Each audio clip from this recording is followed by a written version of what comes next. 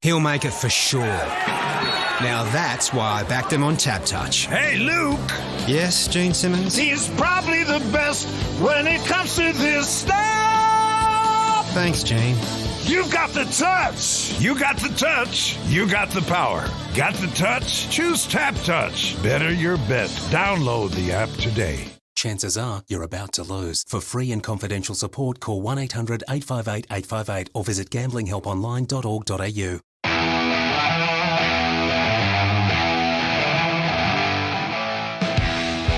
Hoops Heaven proudly brings to you Basketball Hustle.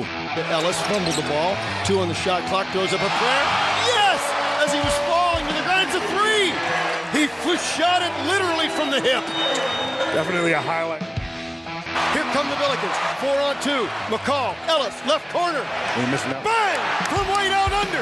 Cody Ellis. Reddick brings Loe out away from the best. Stolen away by Cody Ellis. One man to beat. To the hole. He's fouled. Layup. Good. Whistle foul. Count the basket. Ellis for the reverse. Through fingertips. What a move. Ellis drops in a bomb. I love seeing Cody Ellis coming out feeling good. Ellis. Cody Ellis. Ellis. Pull up jumper. Cody Ellis. Bang. Cody Ellis. Can he stand and deliver? Cody Ellis. Now it's time for another episode of Hoops Heaven's Basketball Hustle.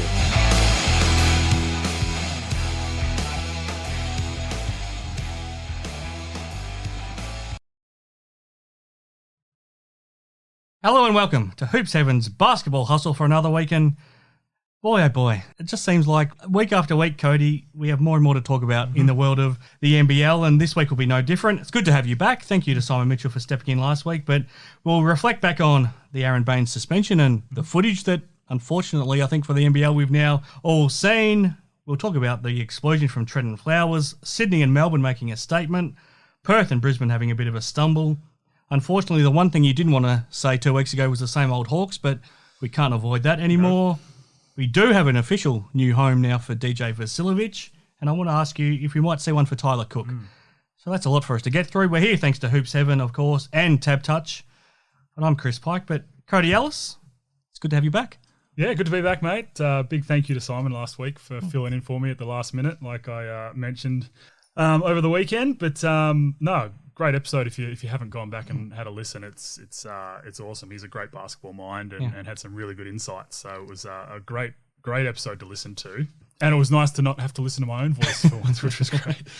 What I liked was picking the brains of a guy who's been a head coach in the league for the last 4 years, fresh out of coaching, and he's coached against all of these teams. He quickly remembered that he had the wood over the Tasmania JackJumpers, which was nice. But you don't often get that chance to sit down for an hour and talk with someone that's a head coach in the league and just relaxed and talk about basketball. It was good fun. Yeah, no, and it's we're very lucky to have Simon on board and get his insights, and I'm sure we'll have him on a lot more throughout the season. Yes, and we'll get his selection in the Galen Award for the best team man later in the show as well, and see if you agree with him, Cody. We might be able to get some banter going, but this show is made possible thanks to Hoops Heaven and has been since the start. Every time I see a new post of a new release of a shoe, Cody, I can't help but salivate over it a little bit. Yes. Is there a pair of shoes right now that you want more than any other? Every single one sitting on those racks in there. No, I actually popped in there the other day to get my little fella some shoes, and he went with the Lamellos, which most of the youngins do. So no, it was good to finally get back in there and have a good chat to Jason and all the team in there. We'll talk about the next stars a bit later, but how cool is it that we had LaMelo Ball here playing in the NBL, and now he's one of the hottest basketball products in the world. Yeah, no, it's awesome. It's awesome, and I think it's just, proof as to the leaps and bounds that this league has made, and to have guys like that come down here and then go and really start to make a name for themselves in the NBA is awesome. We might have, after what we saw on Saturday, we might have some Trentyn Flowers shoes in 5 years' time. Possibly. If he can keep doing that kind of thing, then I think we will.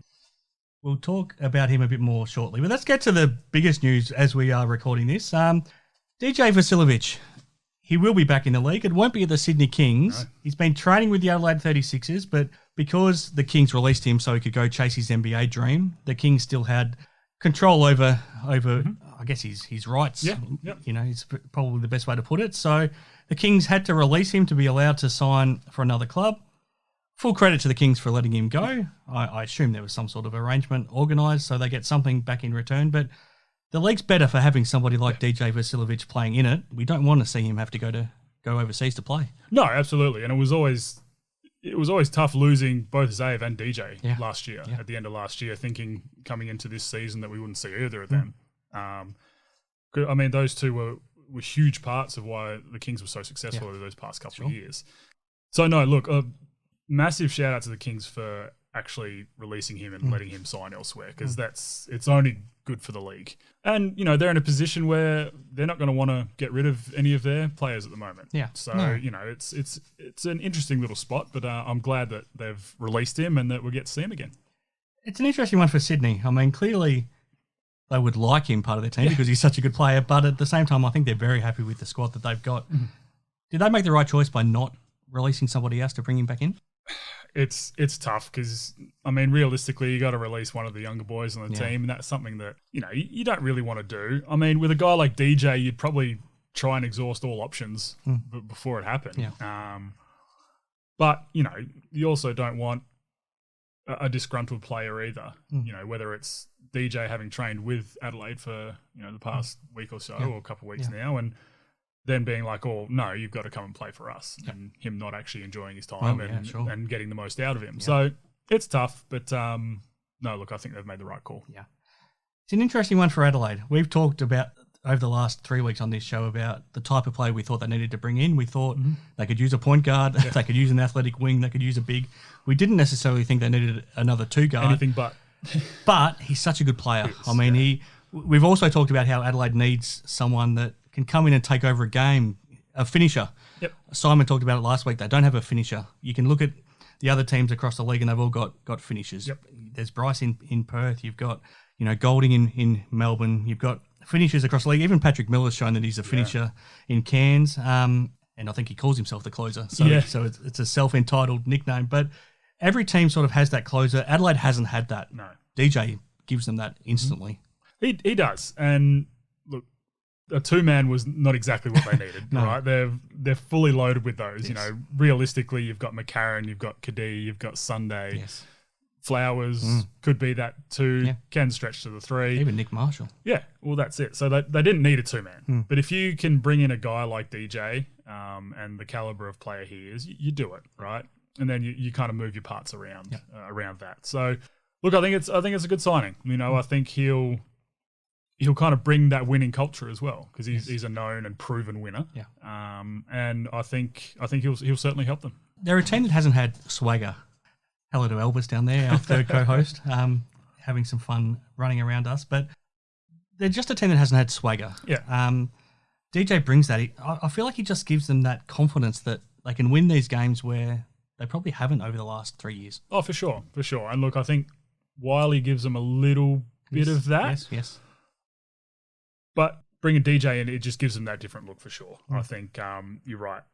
The swagger that he brought to Sydney was awesome, and he was kind of that guy that everyone else got around, and you know their swagger lifted as well. Yeah. So I think he's going to help them both scoring wise. I think defensively, and then just that bit of a confidence boost in the squad. I think. Yeah. No, I think so. Since we recorded the show last week with Simon, we've now known the results of the Aron Baynes and Adam Ford and Lat Mayen incident, and we've now seen the footage since then of what happened between Baynes and Adam Ford outside the locker rooms there at Nissan Arena. We didn't get to talk to you about it last week, Cody. What was your whole take on the whole situation? What was your take on the suspension, the 5 game suspension to Baynes, the I guess the early plea to avoid suspension for Mayen and a complete clearing for Adam Ford? How do you sum it all up? Yeah, there's a lot going on. Yeah. There was a lot going on. And look, watching the game, you know, as soon as you saw Baynesy kind of keep going at the refs, it seemed like he wanted to get tossed. Yes. You know, he was overly frustrated. It was impossible to imagine him coming back to play in the second half. Yeah, no, not at all. Not at all. And, I mean, Gazy said it too, and I was sitting on my couch watching going, he just wants to get thrown. Yeah. Give him his second tee and let him go. Yeah. Otherwise, something's going to escalate. Yep. And, well, it did. Yes. Right? It did. I guess the frustrations for guys like Baynes who have played in the best leagues around the world is, the fact that an elbow was thrown directly at his throat or at his chin, right? Yes. And then he talks to the refs about it, and they're like, no, there was nothing in it. Nothing happened. It's instead of being like, all right, we'll have a look. And that's probably the frustrations. And Baynesy's got a short fuse as it is, right? Yeah. We've seen that throughout his whole career. He's gotten a lot better with it. Yeah. But that fuse is still pretty short. Yeah. And I think it's only grown over the last 12 months. He clearly hasn't enjoyed the way. No. I think the NBL games have been officiated more than anything. Yeah, and look, they are. They're officiated completely different to any other league in the world. Yeah, it's got to be frustrating for a guy like that who uses his physicality to his advantage, right? And he just finished battling two guys down low. He did. And he copped an elbow and then gets told nothing happened. Well, he did push those two pretty far and pretty hard in the back. There could have been fouls either way. Oh, absolutely.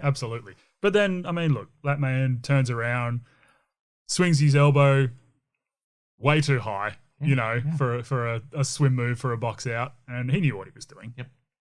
And then, just boils over. And then, obviously, we've seen the footage in the hallways, and I mean, we speak about fuses, and 40 is one that obviously has a short fuse as well, and I think that it's tough. Obviously, they exchanged words, and 40 was out waiting for Baynesy. Really, you could see like it did, yeah. and not ideal, not a great situation. He's obviously said something. Baynesy's just arced up, and then freaking almost tried to put him through the wall. Yes, Baynes' a big human being. 40 isn't, so it wouldn't have taken a whole lot. No. But no matter what's said, you never lay hands on people like that, right? Especially opposition coaches. And we know as well as anyone that, 40 would have given him a fair word or two. And that will never be released, I'm sure, what was said. Yeah. But I think the fact that the NBL cleared him of any wrongdoing when they've heard what he said suggests that he must not have said anything that should have instigated that sort of physical contact. And it is difficult because, where do you draw the line there? There's obviously so much grey area in that, but it is what it is. And Will Albus with his Jinglies toys around us, sorry. It is what it is, right? And we probably should remember to not give him the noisy toys next time. Yeah, that's probably a good idea, I think. Yeah, it is what it is. 5 games is, the most games I've seen since being back around the league. It's been very hard to get a suspension. You almost have to kill someone to get a suspension recently. And I've been part of a fairly hostile act in Josh Childress on Jesse Wagstaff. I think so. I think it was a game and a fine. And that was... look, the incident itself, there was probably more malice in it, but I think the boil over is kind of what got Baynesy. With the penalty to Baynes, I felt like he shouldn't have copped a suspension for anything that happened on court. I felt like an ejection kind of covered that off, and I think Simon said the same thing last week. With what happened backstage, we didn't know by that stage what had happened. We hadn't seen it. I feel like that probably deserved 5 games though. So in the end, I think the 5 games is fair. How do you feel? Yeah, look, I totally agree. I don't think what was done on the court warrants any kind of suspension. Yeah. At the very most, which I still don't think are fine. But yeah, what happened backstage was not great. And look, it's a tough one, right? Because at Brisbane, the opposition bench has to walk past the home bench to get to the locker rooms. And that doesn't happen in a whole lot of arenas, right? Yeah. So that's not ideal to start with. But then Baynesy waiting for Latmayan to come through. And instigating the chat. Hip and shouldering, instigating that chat, right? That started it. And then obviously with 40 after or just before halftime. Third quarter started, sorry. Yeah. So look, it probably warranted 5-ish games. I still think that's a lot. It is. That is a lot in considering a 28-game season. Yeah. Well, considering the history of the league so far and with suspensions, the big thing they're probably trying to do is just make a point. Well, how many did Matt Hodgson get for his face slaps to DJ? Is that 1 or 2 games? I thought it was 2 with a suspended third, maybe. Yeah, it might have been only like 2. And and to me, that's a bigger physical act because it's on court. Yeah, no, exactly. And so it's a little bit confusing, but I think the pushing of 40 up into the wall is as hostile as it gets, really. Last one on this. We don't want to get bogged down on it too much, but How does Baynes go when he comes back? How can the Bullets help him enjoy his basketball again? It's a tough thing, right? Yeah. We've spoken about it before. He's obviously overly frustrated because, he's not at the level that he was before his injury. Yep. He was freaking NBA player, Olympian, all that fun stuff. And not just a fringe NBA player, especially when he was at the Suns. He was probably one of the best big fives in the league because of what he could do when he stepped out to shoot. Yeah, exactly. And that's got to have frustrations boiling over just with that, And then I guess trying to get him involved in the league or in games is tough because the league doesn't really lend itself to that big bruiser in the middle anymore. We don't really have post moves, do we? Not really. And, we don't have those big, strong bruisers as the 5 men anymore. They are more that pick and pop, stretch 5, stretch 4s that, he can do that for sure. That was something that he added to his game later. Yeah. The thing that made him what he was and what he still is, I think, is that big, strong bruiser with a really good touchdown low. Sure. So it's tough, and I think they've got to try to get him involved, but it's tough to figure out how. Yeah. Let's go to Trentyn Flowers. Yep. Cody. We learned a couple of things about him in that game against the Illawarra Hawks. Firstly, I think that clearly he's not a point guard. Mm-hmm. Put him in the right role and in the right position, he can thrive, and that's what he did. 18 points in the fourth quarter, won the game against the Hawks, and he did it as an 18-year-old. What do you think of what he did? Well, firstly, that game was a tough watch. So it wasn't pretty. To have him come out and do that in the fourth was good, right? Yes. It made the game, the first 3 quarters, kind of worth watching, really. Yes. But no, for a young guy to come in and take over a game like that's awesome. And I think that, if anything, that's just going to help boost his confidence, the coaching staff confidence in him, and his teammates' confidence in him to know that he can come out and do that. The thing that they've got to be concerned about, I guess, is making sure that he doesn't just try take over games too much, because these kind of games, while it was awesome, it was against the Hawks, right? Yeah. It was against a defense that is one of the worst in the world. So he doesn't get those open looks against any other team, does he? No, not really. And that's where you got to be kind of cautious with it and be like, all right, that's awesome. You've shown that you can do that. And I'm sure that coaching staff, teammates have all seen that in practice. Yeah. So making sure that he doesn't force the point, I guess, in future games, but take advantage where he can, but not try and be that go-to guy so early. I thought what stood out was that he can thrive when someone else is creating for him. Don't give an 18-year-old the ball and ask him to do it all himself and create for other people, because he's not ready for that. But he had his teammates create for him, and he showed he can knock down the open shot. And you just have to put guys in the right role that they're ready for at this time. Oh, absolutely. And look, there's a select few players around the world that you can give the ball to an 18-year-old. Well, there's not many Josh Giddies, is there? No, there's not, right? That you can just say, here's the ball, go run the team at the professional level, So you're right. Putting players in the right position to be successful is huge. And we've seen that around this league the past couple of years with some players, making sure they're in their right spots to be that they're comfortable and they can come out and just play. Unfortunately, it highlighted the difference between the situation Flowers is in Adelaide and AJ Johnson in Illawarra. They're a similar age. They've got a similar skill set. I'm sure AJ's capable of doing that, but he's not in a situation where he can do it right now. He had 0 points, 1 turnover in 3 minutes and 30 seconds. It's tough to find many positives for the Hawks right now. Yeah, there's not a whole lot. There really isn't a whole lot. And like you mentioned earlier, I said it a couple of weeks, I didn't want to come into this season thinking same old Hawks, but it's the same old Hawks. Yep. Unfortunately, they've got to really figure it out quick because the season's already getting away from them. It's been 3-4 rounds. So 3 rounds going into the fourth. It's already starting to get away from them a bit. Yeah. It is really tough. I get it. Their squad, they've got a decent squad. I think that on paper they're not bad, right? Obviously not as good as some of the top teams, but they've got a squad that should be able to compete, but they're just not. What's stopping them being able to compete? I mean, obviously Jacob Jackomas is still finding his feet as a head coach in the league in his second season. I think we have to start asking questions about Tyler Harvey, about if he's as good as we perhaps thought he was going to be after that first season that he had at the Hawks. Yeah, that first season was unbelievable, right? And then he kind of hasn't lived up to it the past, his next season, and then so far this year, it's tough. Look, he's still an elite player, but I think they're probably relying too heavily on him to be a Bryce Cotton, which he isn't. So it's an interesting one. Are they relying on him, or is he taking on that responsibility too much himself? It's probably a bit of both, honestly. I think it is tough, right? Because he knows what he's capable of, but he's not given that, right? I'm sure the team knows what he's capable of, and he's not quite getting there either.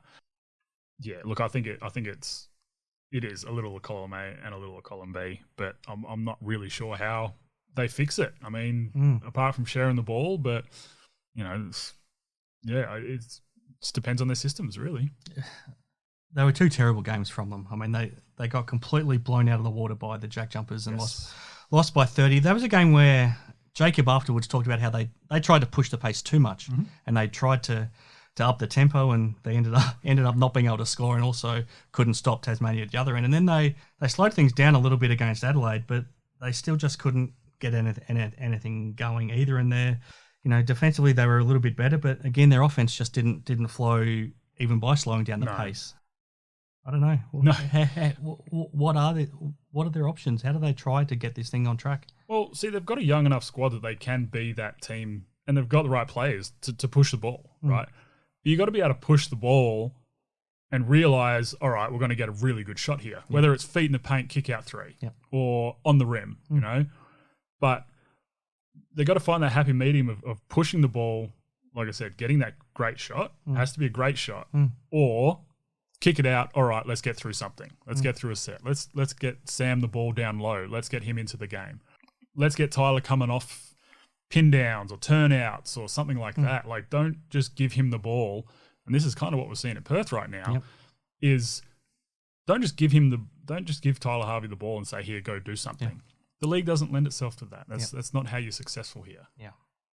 I will pull out a positive. I thought Gary Clark had a better weekend. He did, very much so. Especially against Tasmania. And he spoke afterwards, and I really liked the leadership he showed, the way he talked about what he can provide given his experience as a 31-year-old playing in this league for the first time. Unfortunately, the group didn't respond, but at least he showed that he belongs in the league. Yeah, no, it was really good to see, because that first couple of games we were like, oh, geez, like, does he belong? Should they just move him on and try to get someone straight away? And no, I think just that leadership itself is good for that team. And that's something they've probably been missing, and something that is probably going to be advantageous for them going forward. All right, Cody, that's been a big first segment. Let's take a deep breath. Plenty more to talk about from what's going on in the NBL, but let's take a deep breath, hear from Tap Touch, and then we'll come straight back. Love it. He'll make it for sure. That's why I backed him on Tap Touch. You got the touch. You got the power. Got the touch? Choose Tap Touch. Better your bet. Download the app today. Imagine what you could be buying instead. Okay, back on Hoop 7's basketball hustle. Plenty of talking points, Cody. Why don't we start with what we learned from this round, where I feel like we learned a couple of things. Melbourne and Sydney are clearly a class above, and I think you can throw Tasmania into that mix. And the only game they lost was when Majuk Deng unfortunately missed a free throw at the end, where that game against Southeast Melbourne could have gone to overtime. So I think the top three teams are standing out. I think what we saw from, especially when they played each other, Illawarra and Adelaide are a little bit below the rest of the pack right now. Is that how you see it? Yeah, absolutely. This round certainly separated both top and bottom. You mentioned Melbourne and Sydney. I think, I think Tassie certainly belongs in that conversation of probably the top two or three teams that kind of separated themselves from the pack a bit. And again, Tassie making me eat my words at the start of the season with predictions, which I knew was going to happen. I did say that. And then, at the bottom end of the rung, Adelaide and Illawarra, obviously. I mean, those two playing each other kind of proved that just by watching that game. Yeah. They're kind of that 2 or 3 steps below the rest of the league. Be interesting to see how DJ changes that for Adelaide. Yes. But you can also almost sprinkle Perth in there right now with the way they're playing. Look, it's tough because I think the margins over the weekend for Perth were a bit in favour for Perth, really. They got lucky that both teams didn't shoot well against them. Well, especially Sydney. Yes. I mean, how often are you going to... They never look like winning that game. No. But there was a Sydney team that shot 7 of 40 from 3-point line, but they just collected a lot of those offensive rebounds and were allowed to. It's the same old problem for Perth, isn't it? Yep. They had the whole offseason to fix their rebounding, fix their defense. I'm not sure they have.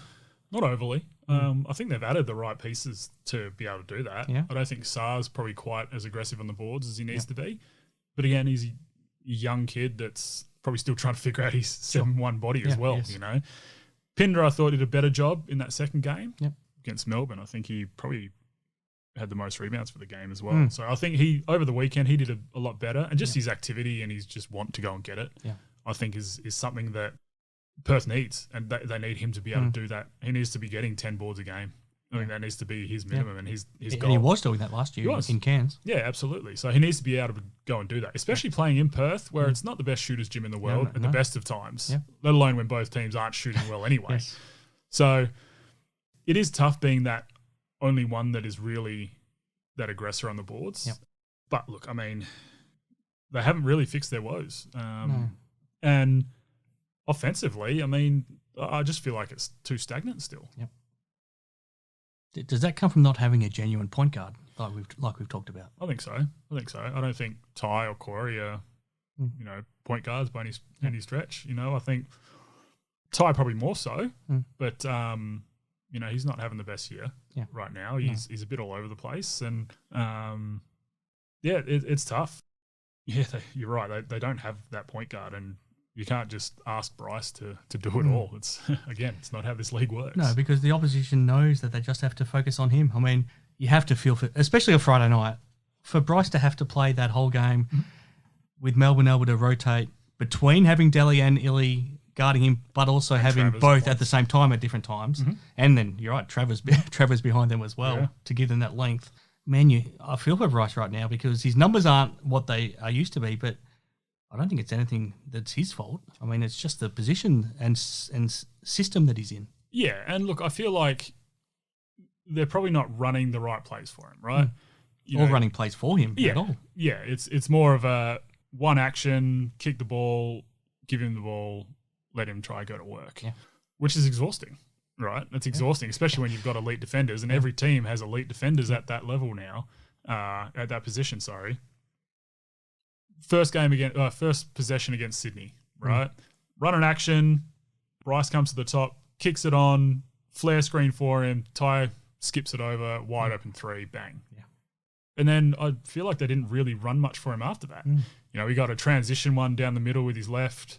But, other than that, it was kind of, I'm not sure what's going on in terms of running plays for certain people. And we saw when he was successful, when Trev was running the show, trying to guard Bryce was a nightmare because you had him coming off, double down screens and turnouts and pin downs and flares and just constantly moving. And then you would force the bigs to have to help. And then, you've got him on an island with a big. It's different now because, the guards are still able to stick with him.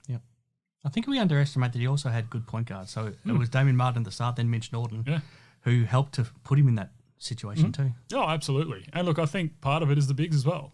I don't think they're screening as well as they need to be for him. So the fact that the defender can just fight around and stick with him isn't good enough, So there is onus on everyone.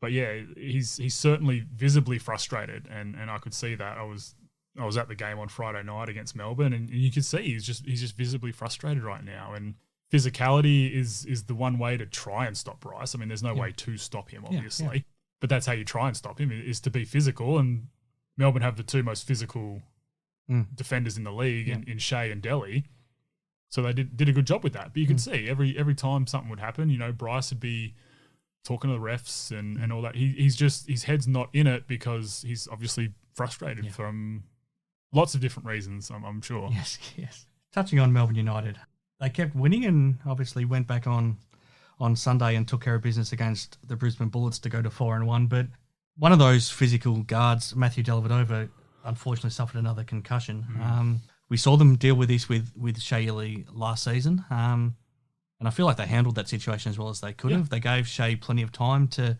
try to overcome the symptoms that he was feeling and didn't rush him back at any point. And then allowed him to sit out plenty of time in this off-season. I don't think he played much anywhere at all until the preparations for the World Cup with the Tall Blacks, where he had a great World Cup, and now he's come back into this season and done well. So fingers crossed for him that he's over what he went through. But concussions are things that just don't go away. No. So Delly's dealt with these, through his whole career, and the way he plays, it's always going to happen because he puts his body on the line. And I think Chris Goulding said it after the game on Sunday that he wouldn't be Delly if he didn't do that. And there's never going to be an open layup if he's anywhere in the vicinity where he doesn't put his body on the line. And unfortunately, that's exactly what happened. He put his body on the line and copped this. I think it's almost a simple situation for Melbourne where they just tell him to go home and don't come back until you're symptom-free. We don't know how long that will take, but what's your take on the situation? Oh, it's scary. And to have two elite players on your team in Delly and Shea with these concussion scares constantly, it's not ideal, right? I think they do need to treat it the way they did with Shea last year. Yes. They have that advantage of still having Shea. So I think last year when he went out, there was that bit of a drop-off. There was. Right? For sure. This year they've got that little bit of a backup, which is I mean, that's very nice for Melbourne. So, look, I think they need to treat it very cautiously, especially with the history Delly has. It's a scary thing. It's not good, and, knocks to the head, no joke. No. It's we've seen it happen a lot throughout just sport in general, really. And it even related to this show, Matty Knight, our good friend, had to retire from basketball because of it. He did, and he got to the point where, he'd cop a finger to the jaw and it would set it off. It's something that, you can't take lightly. Yeah. Melbourne are very good with that kind of thing. So I think we talked about how good their staff is. Yes. They're the best in the business. They certainly are. So their medical staff will be as cautious as possible with him. And knowing Delly, he's going to want to get on the court as soon as possible. Yeah.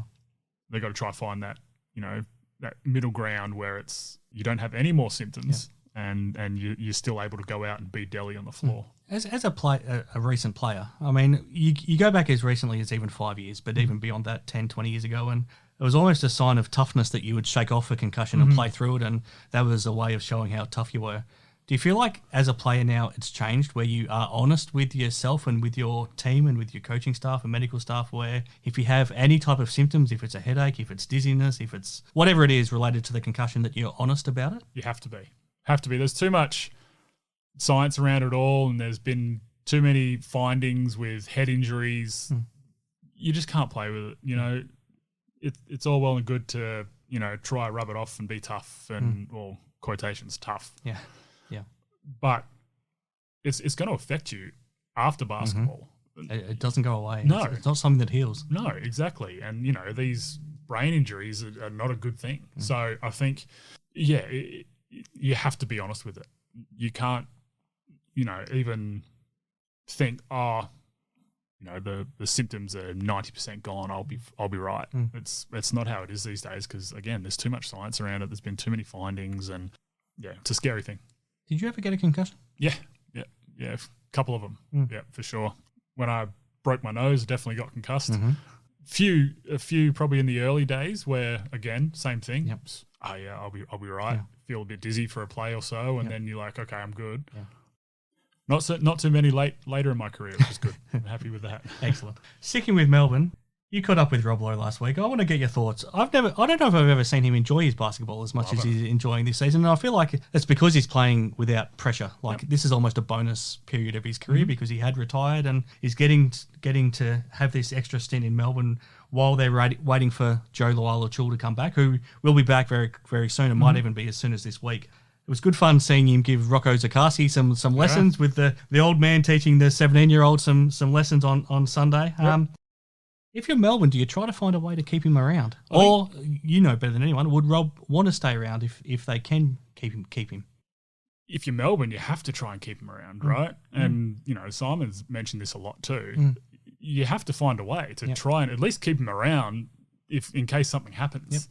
Yep. From Rob's point of view, I think the reason he retired, because he still obviously can play at this level. Yeah.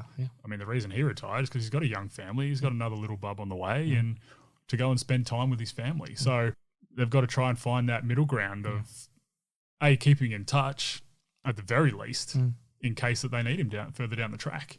So, Yeah, it's an interesting little scenario, but I mean, he's been just so good for them. Yes, every time he comes onto the floor, he just makes a difference. Yep. And I think this is the perfect team for him to play on because of his really high basketball IQ. Mm. They got so many shooters, and he's such a good passer out of the post. Yes. Or he's going to the boards. He's crashing the boards hard. Defending. You forget he's a footer. Yes, You forget he's 7 yes. foot, right? And stretch the floor. You know, he's been knocking down the open three.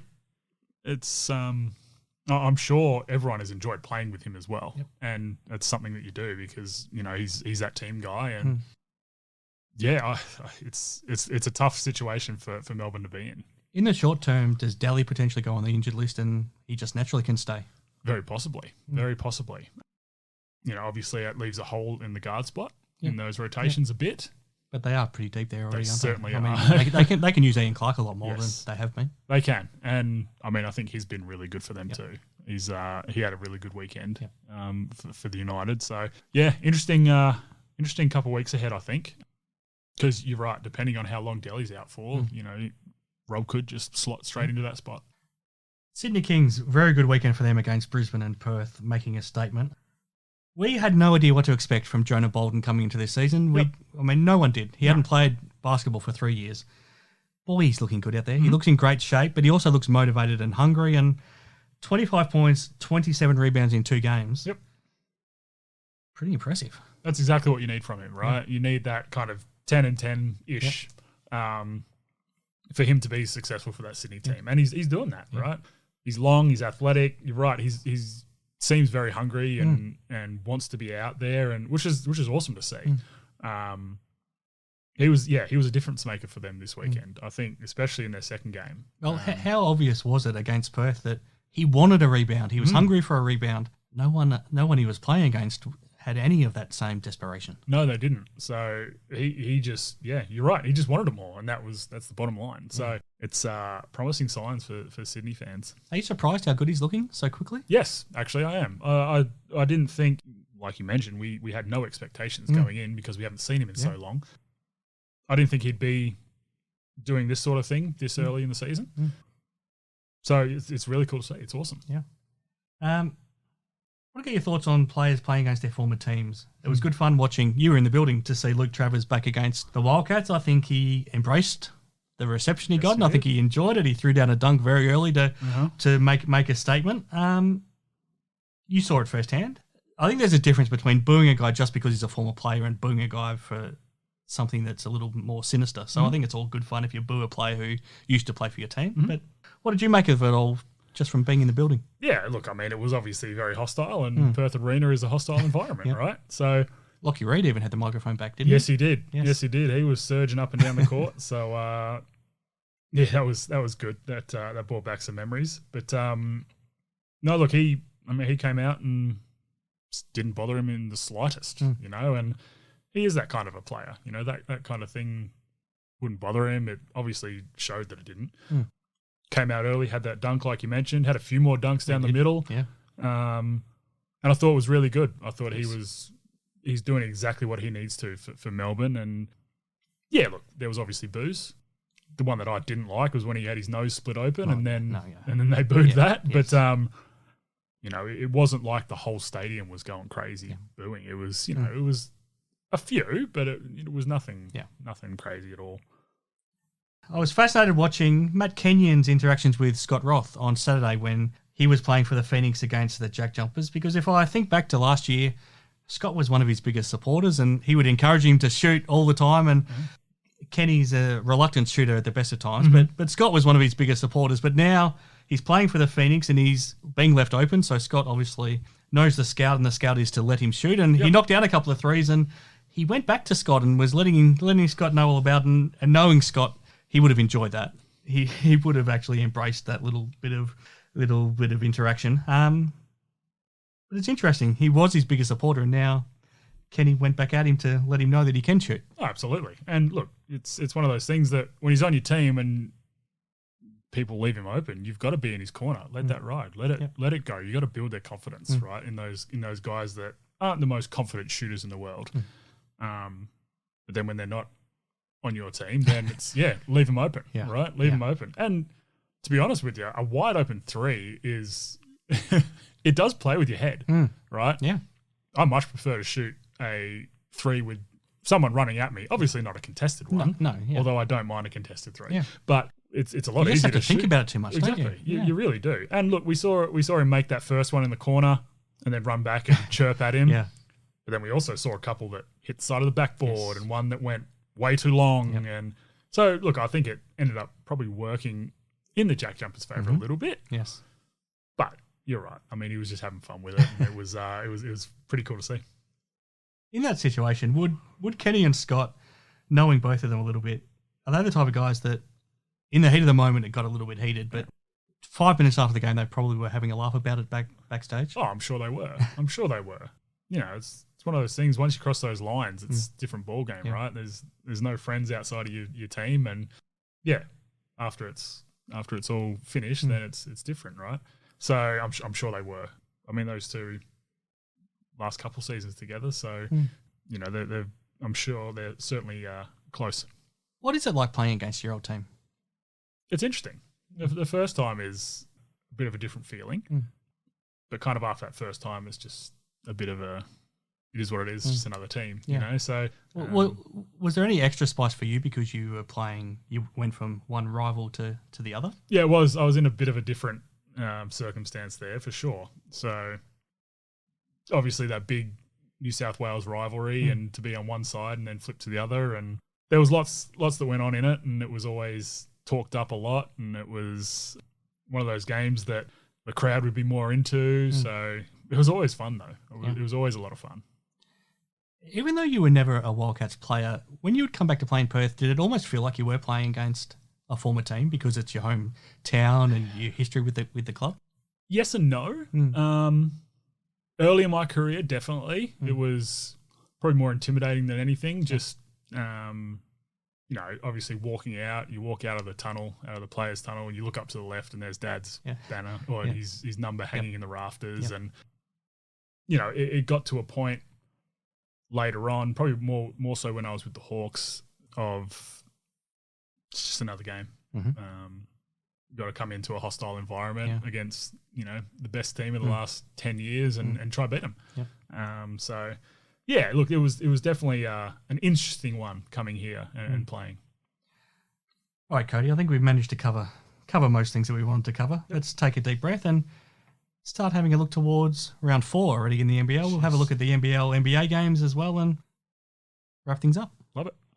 He'll make it for sure. That's why I backed him on Tap Touch. You got the touch. You got the power. Got the touch? Choose Tap Touch. Better your bet. Download the app today. Imagine what you could be buying instead. Okay, back on Hoop 7's basketball hustle. Okay, Cody, before we get to round 4 in the NBL, let's finish up round 3 with our award winners. And Simon Mitchell has come through with the winner of the Galen Award for round 3, the best team man in the NBL. And he's gone back to the Tasmania JackJumpers and has given it to Jordan Crawford for this week. And you have a look at his 2 performances. Firstly, against the Illawarra Hawks, 17 points, 6 assists, and efficient 6 of 10 shooting, 3 of 5 from 3. And then backed it up against the Phoenix, 27 points, 6 assists, 11 of 19 shooting, 5 of 9 from 3. He's doing both things. He's creating and shooting at a very good clip right now, and it's hard to argue, I think, with Simon. Oh, very much is. You know, I think over the weekend he really stamped his authority on the league and in this team as someone that is going to run the show for them. And I mean, look, 6 assists in both their games is really good. And on top of, you know, scoring 17 and then 27. You know, to go, 17 of 29 from the field and then was it 8 of 14 from the 3 over the weekend. That's a heck of a weekend. That's it's very impressive. And he constantly made the right play, right? You look at, for their point guard to have 27 points, that's a lot for a point guard in this league, right? 6 assists, but he always made the right play. You know, whenever they needed something or a bit of a breaker, really, he'd knock down a big shot, or he'd get into the paint, kick out to a shooter. He'd get Doyle involved. I thought he was really, really good this weekend. That's the best thing about what he's doing alongside Milton Doyle is that they're working together. Yeah. Like, both of them are great one-on-one players and can create their own stuff, but they're creating for each other as well. And that 1-2 punch is fun to watch. Oh, they're going to be very dangerous once they really start to click. Because, again, it's only early in the season. Yeah. So once they really start to click, they're going to be a dangerous duo. Now, Simon is also weighing up Rob Loe, who we've talked about, Jonah Bolden, who we've talked about, and Jalen Adams as well. And Jordan was a good winner, but those three guys had good claims too. Oh, absolutely. I think Rob could certainly be in there this week for sure, along with Jonah. I think both those guys proved their worth in their teams, and we're just massive in how successful they were over the weekend. Yeah. Jalen Adams, I mean, he's just elite, and it's so fun to watch him again.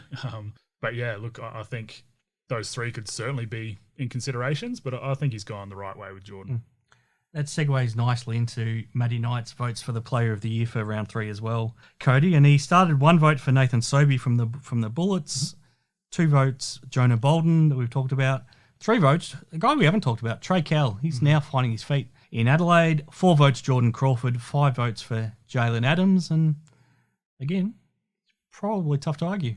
Yeah, very much so. I think he's hit the nail on the head there, and you're right. Trey Kell has come out and he's been really good. Yeah. He has. You know, it's someone that we haven't really spoken about, but that's probably more so because of the squad he's playing for right now, unfortunately. Well, I think because he had an interrupted start to the season, he didn't look quite healthy for round 1, and he looks healthier now, but he's also aggressive. He's looking for his shot, and it's working. Yeah, different player when he's aggressive, and I think that team really, really needs that. Yeah. So hopefully he keeps that going. But no, look, I think Matty hit the nail on the head. Jalen Adams, it hasn't taken him long to pick back up to MVP form, is it? I mean, he loves the big moments. The bigger the moment in a game, the more he seems to deliver, and he's just fit right back in. Yeah, and he's just kind of doing what he needs to. You know, he's not overly trying to take over the game from the get-go. He's just kind of letting it come to him, and I think that's what makes him so elite as well. But, you know, once push comes to shove and it's late game and, you know, they need a bucket, here you go. Go do your thing. The most amazing thing about the Kings right now is they've still got DJ Hogue to come back. Yes. I think that's a big reason why they didn't need the other DJ Vasiljevic, because they've still got a lot of room to improve with DJ Hogue when he comes back. Yeah, they're going to be scary once he comes back and they start to click. Because it's a pretty good looking Sydney team then. And look, honestly, I think they've exceeded my expectations for the start of the year. I think we expected a slow start from them. Yes. They haven't had it. No, they're right near the top with the top couple. So they're 4-1 already, and so much improvement to come. That three-peat's not out of reach. No, not by a long shot. So it's they're going to be fun to watch once they're clicking on all cylinders. Before we get to our round 4 preview, Cody, I want to get your thoughts on Tyler Cook. We've talked about this man from the start because he won the MVP award at the Blitz, so he's had an immediate impact down here, but his time now at the Phoenix, it looks like it's done because Alan Williams is set to return potentially as early as Thursday night against Adelaide. That means he's on the open market. He's going to attract offers overseas, so whether or not he stays in the NBL, I guess we wait and see, but it also depends how quickly other teams move. We thought Adelaide might have been a great fit for him, but it looks like they'll settle with Vasiljevic, and that'll be the way they go. Do you see a team that has a need for him and the ability to bring him in? Well, there's plenty of teams that probably have a need for him, but whether they're willing to fork out and go get him, I think is a big thing. Look, Doolittle here in Perth, I think with that scary knee injury, depending on how long he's out for. But realistically, it's probably not the ideal spot because he's kind of playing that 3-man and Cook's more of that 4-5, which, I mean, they've got pretty well covered realistically. But I also don't think Cook's going to look for another injury replacement spot. No. It's either going to be I'm fully contracted or I'm off. Yep. You know, look, he could be on any team in the league and make an impact. So it's going to be interesting to see if anyone's actually already reached out to him or what his moves are in the coming weeks. Well, let's knuckle down on the Wildcats.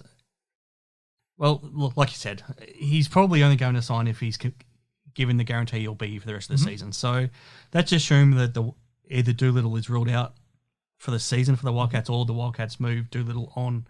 Would he be a good fit on this Perth team? Like you said, they do have that position covered with Keanu Pinder and Alex Sarr already, and you've still got David Okwara, who's not playing at all, and Jesse Wagstaff, who doesn't play at all while Doolittle was healthy. So they don't necessarily need that position, but could he make them significantly better at the same time? Oh, I think so. You could play big, and I think Keanu's long and athletic enough to guard the threes around the league. Mm-hmm. It'd be very much a challenge for him because something he hasn't really had to do. But gee, having Cook, Pinder, and Sarr out there at the same time, that's big. It's big, but gee, tough to stop. Oh, very tough to stop on the other end. Yeah. And that's something that I think the Cats coming into this season was what they were trying to do, was go out and outscore teams. Yeah. So it means you probably have Usher in the 2 spot, Bryce in your 1. It's a starting 5 we could never imagine, but you never know, it might work. It's fairly impressive. It'd be a fairly impressive starting 5. Yeah. But yeah, look, they're struggling on defense. You could really throw a bit of a spanner in the works and mix it up a lot more. You could, throw zones in there. You could throw full 1 through 5 switching. You could do all sorts of stuff. The zone actually did work at times against Sydney. It did. I'm surprised they didn't go back to it more. And I think they probably should have, or at least mixed it up a bit. You don't want to sit in a zone. Teams figure it out too quickly. You go into it, come out, go into something else, go back into a zone. I think just mixing it up is probably what they need to do.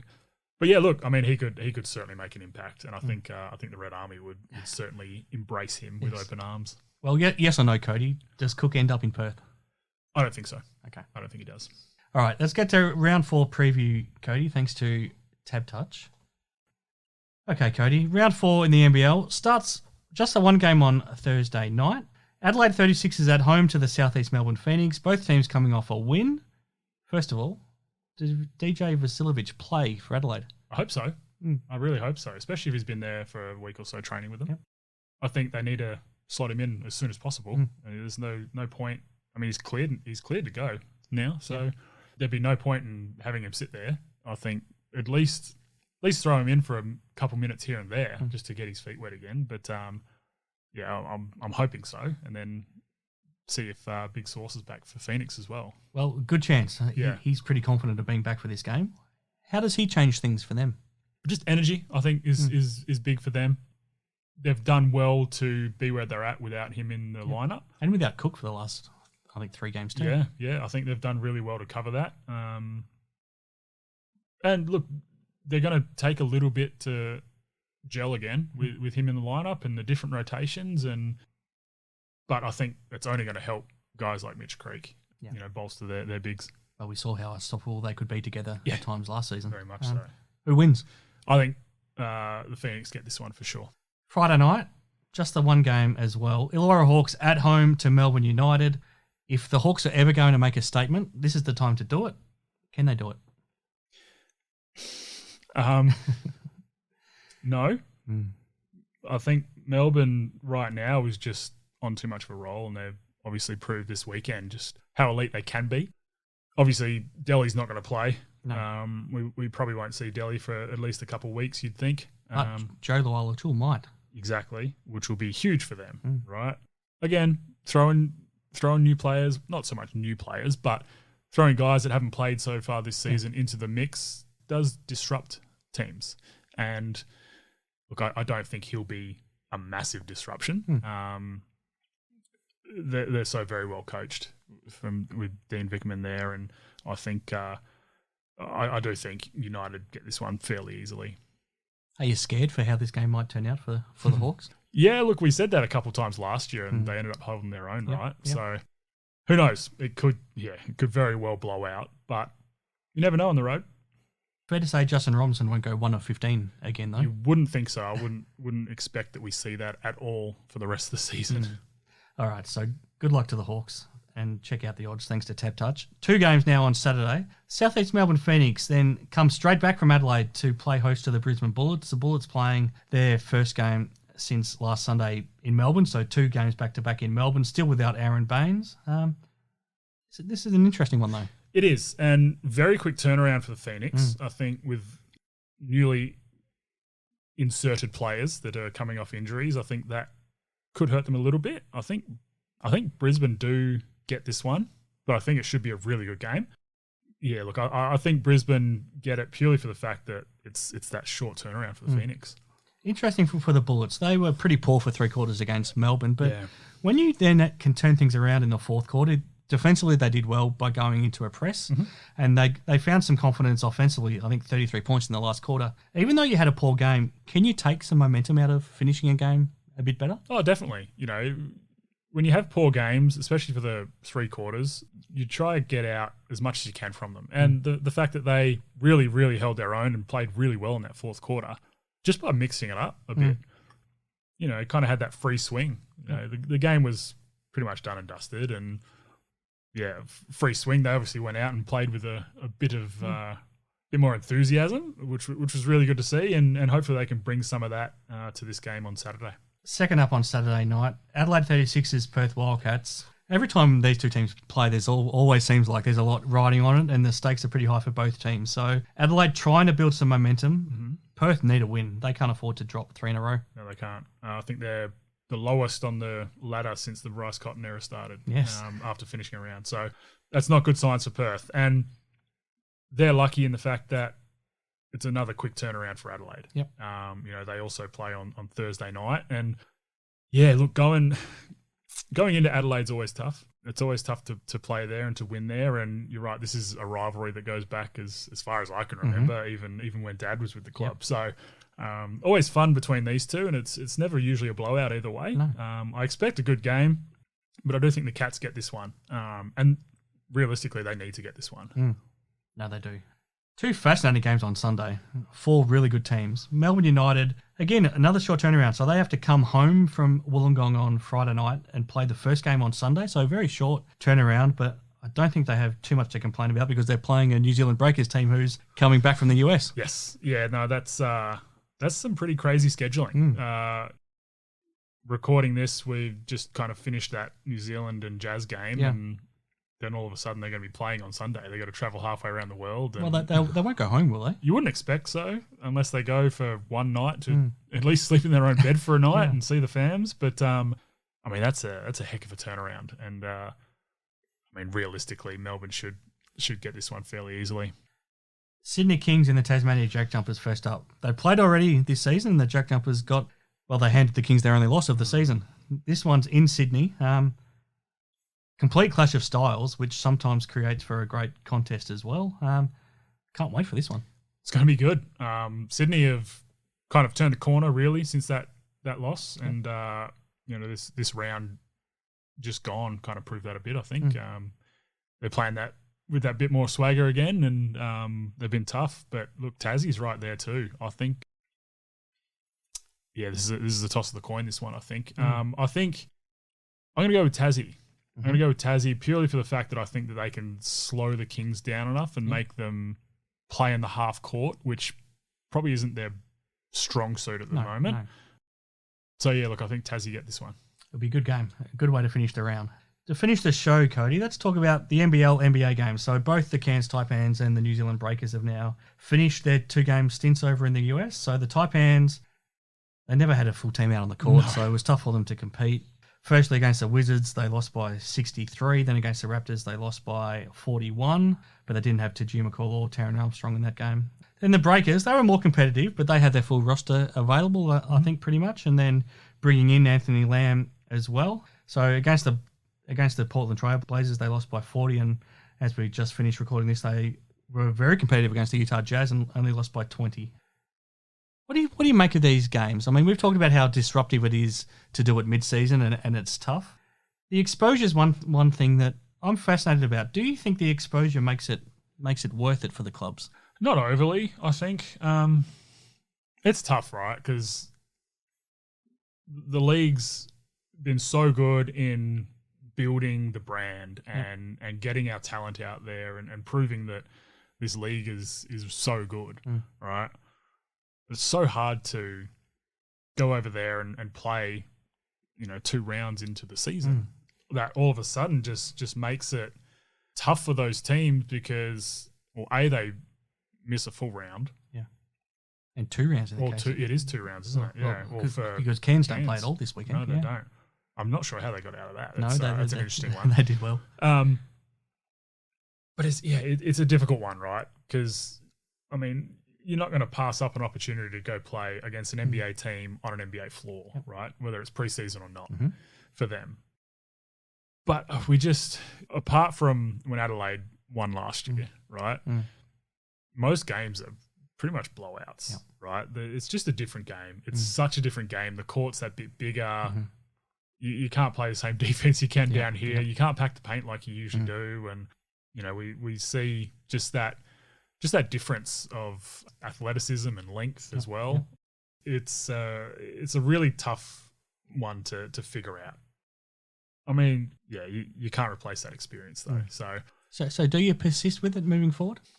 I think so. I think you try and push it earlier. You know, even if you've missed the first round, where you haven't already played a game or two. If you've missed the first round, maybe. Do we start the whole NBL season later? Is that an option? Look, I think that's probably where they're trying to head a little bit. They brought it earlier this year. I know. We started in September. Yeah, I think they want to kind of. We started on grand final weekend for the AFL and NRL, so I'm not sure what deal with that is. And look, who knows what their end plans are.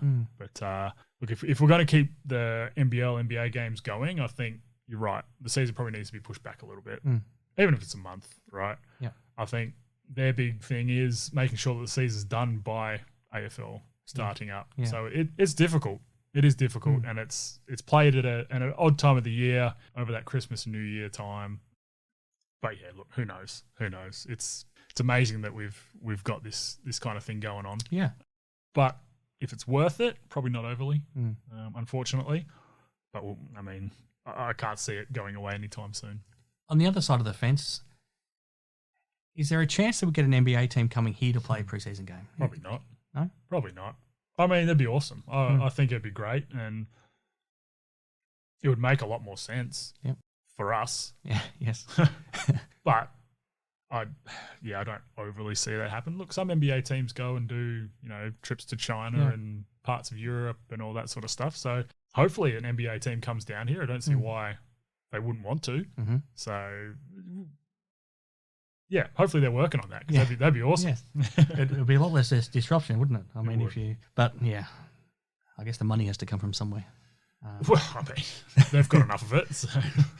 Okay, Cody, that's been a big show. That's been a lot to get through, a lot to digest, and a lot to look forward to now in round 4 of the NBL. So head to TapTouch on the TapTouch app on the Play Store or the Apple Store, or head to taptouch.com.au, and we'll try to help you find a winner. Thank you to Hoop7 for their support. Pop into the store on Murray Street if you're in Perth, or head to hoop7.com.au and check them out. I'll wrap things up there, Cody, and leave you with whatever's on your mind to finish off with. Lots on my mind for this round. No, look, I'm really looking forward to the Kings and JackJumpers game this round. I think it's going to be a fun little test for both teams. So lots of good basketball to be played, but really looking forward to that Sunday matchup.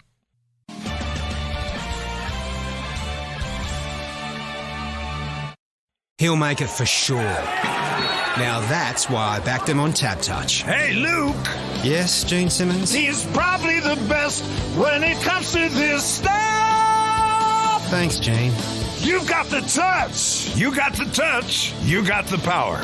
Got the touch? Choose TapTouch. Better your bet. Download the app today. Chances are you're about to lose. For free and confidential support, call 1-800-858-858 or visit gamblinghelponline.org.au.